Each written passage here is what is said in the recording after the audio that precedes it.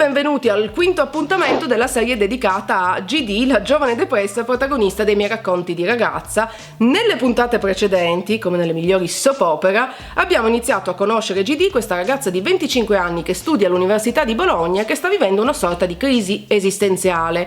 Sente che la sua vita non ha alcun senso e soprattutto si sente invisibile, insignificante, scialba, e inizia a mettere insieme un piano diabolico per cambiare radicalmente la sua esistenza, un piano che coinvolge mentire ai propri ricchi genitori, convincendoli a darle del denaro per trasferirsi in America ed usufruire di questa borsa di studio assolutamente fittizia ed inventata per un anno. Quindi si offre la possibilità di scomparire per un anno e soprattutto di avere una grande quantità di denaro, mentre in realtà la nostra diabolica GD si rintana in una clinica privata dove si sottopone a una serie di interventi di chirurgia plastica ed è lì che l'abbiamo lasciata. Quindi il suo piano per un cambiamento radicale parte da un cambiamento fisico. Come dicevo, abbiamo lasciato GD nella clinica privata subito dopo aver essersi sottoposta a questa serie di interventi di chirurgia plastica. Premetto che non ho riletto questo racconto, lo sto rileggendo insieme a voi, l'ho scritto 1 milione di anni fa, quindi nemmeno io ricordo esattamente cosa sta per succedere e come finirà questa storia. Però mi pare di ricordare che stiamo per scoprire com'è diventata la nuova GD. Il chirurgo in persona assiste alla svendatura, forse più per la curiosità di vedere la sua reazione, pensa GD. Lei siede con le gambe a penzoloni sul ciglio del letto, leggermente provata dalla lunga degenza, ma comunque eccitata ed impaziente. Le infermiere e il chirurgo la osservano come il pittore guarda la sua opera d'arte appena terminata, un misto di ammirazione e tristezza per qualcosa su cui ormai non si ha più potere. Viene aiutata ad alzarsi e condotta di fronte ad un grosso specchio dove finalmente anche lei può ammirarsi e in effetti è stupore ciò che prova. Ben poco resta della sua vecchia ed insignificante faccia. Gli zigomi sono pronunciati, il viso affusolato, le labbra carnose ed il naso assolutamente perfetto. Ora può godere anche della visuale del resto del suo corpo. I fianchi sono stretti, il seno importante, le cosce sottili ed un fondoschiena semplicemente delizioso, simile a quello delle pubblicità degli slip. Complimenti professore, questo è esattamente ciò che definirei superlativo. Ancora qualche piccolo dettaglio insignificante e sarò perfetta. Mi fa piacere che si senta soddisfatta, signorina, anche se dubito che questo cambiamento basti a risolvere i suoi problemi. Non è più affar suo, direi. Comunque grazie, ha fatto uno splendido lavoro. Percorre l'androne della clinica trascinando la pesante valigia rigida. Indossa gli stessi vestiti con cui è stata ricoverata, un paio di pantaloni neri e un maglione grigio, che ora le sembrano appartenere ad una sconosciuta. Sono le 10 del mattino del 28 febbraio e la clinica si allontana mentre il taxi si dirige alla destinazione prestabilita, facendosi strada tra il traffico. GD osserva le macchine che scorrono accanto al suo finestrino. Se pensa a se stessa non riesce a mettere a fuoco un'immagine precisa e si domanda come la vedano gli altri. Il tassista l'avverte di essere giunto al luogo prestabilito e GD paga la corsa abbandonando il sedile posteriore. Davanti all'entrata del salone si ferma ad ammirare il suo volto, riflesso nelle vetrate costellate di decine di facce perfette tra le quali la sua si mescola. Una ragazza dalla pettinatura stravagante l'accoglie sorridendo. La musica esce dagli autoparlanti, è un pezzo che GD non ha mai sentito. La ragazza le sfila il soprabito e le porge un camice bianco eccessivamente inamidato. È la prima volta che viene qui? Sì, mi è stato consigliato da una conoscente. In realtà aveva chiesto informazioni in clinica ad una paziente che per un certo periodo aveva occupato la stanza a fianco alla sua. L'infermiera le aveva detto che apparteneva al mondo dello spettacolo e GD si era fidata del consiglio annotando l'indirizzo dell'hairstylist su un foglietto in vista della sua dimissione dalla clinica. Se è la sua prima volta è necessario compilare la scheda. Il salone è ultramoderno, minimale e tutti i dipendenti vestono una divisa stramba. È la prima volta che GD mette piede in un posto del genere. L'atmosfera forzatamente allegra la mette leggermente a disagio. Un ragazzo con il pizzetto decolorato le lava i capelli, mentre blatera qualcosa sull'ultimo trend in fatto di colore, frasi che GD percepisce a metà tra lo scroscio dell'acqua.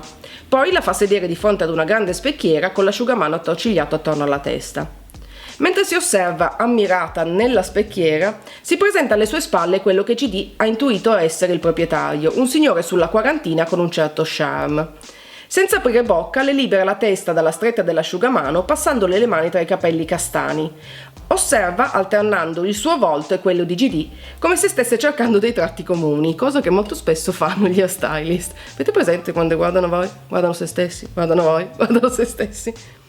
Questo colore non le dona affatto, no, la frase non sembra diretta a GD, quanto piuttosto un pensiero sfuggito dalla sua testa. Io opterei per un nero più d'effetto, niente di banale si intende. Un colore che sottolinei degnamente i suoi occhi chiari, che crei dei contrasti più netti, continua a parlare con la sua immagine riflessa, non guardandola negli occhi ma concentrandosi sui suoi capelli umidi. Poi senza aspettare repliche, facendo correre gli occhi sulla specchiera, con un tono deciso declama: Sandy, per la signorina prepara l'ultimo nero che ci è arrivato, lasciala in poso per una mezz'ora abbondante. La ragazza convocata obbedisce pronta. Quando lascia il salone l'ora di pranzo è passata da un pezzo e comunque GD non ha fame, sente i capelli caderle morbidi sulle spalle. Cammina senza meta per il centro, guardando le vetrine dei negozi di abbigliamento. I vestiti che ha indosso la fanno sentire a disagio, il suo vecchio maglione grigio non le rende giustizia.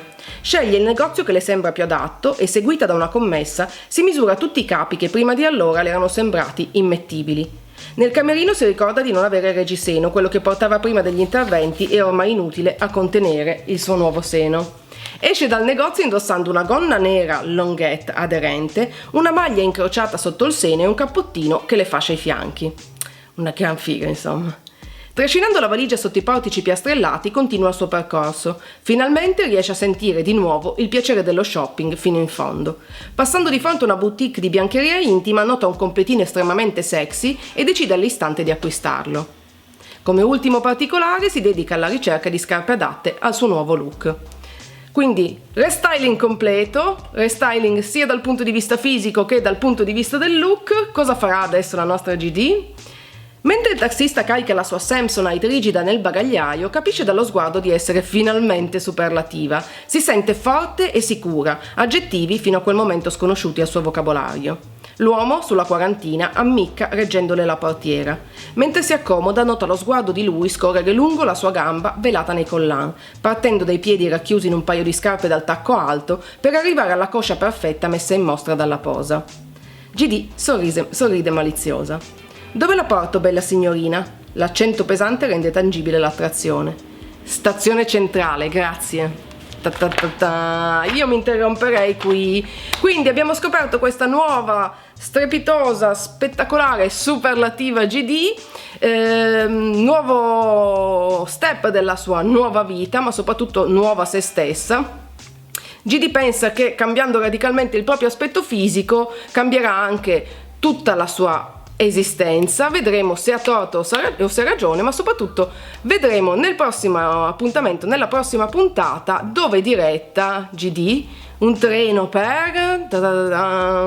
un treno chiamato Desiderio. Lo scopriremo nella prossima puntata di questa bizzarra telenovela che è il racconto della giovane depressa, scritto quando avevo 20 anni, un po' ingenuo, un po' surreale, un po' autobiografico, un po' no, insomma, tante cose. Spero che la serie stia continuando ad appassionarvi, che anche voi vogliate saperne di più. Sono veramente curiosa anch'io di scoprire cosa aspetta JD nel suo futuro prossimo. Lo scopriremo nella prossima puntata di questa serie. Se il video vi è piaciuto, come ogni volta, non dimenticate di cliccare mi piace. Se non l'avete ancora fatto, iscrivetevi al mio canale per non perdere nessuno dei prossimi video e neanche le prossime avventure della nostra giovane depressa.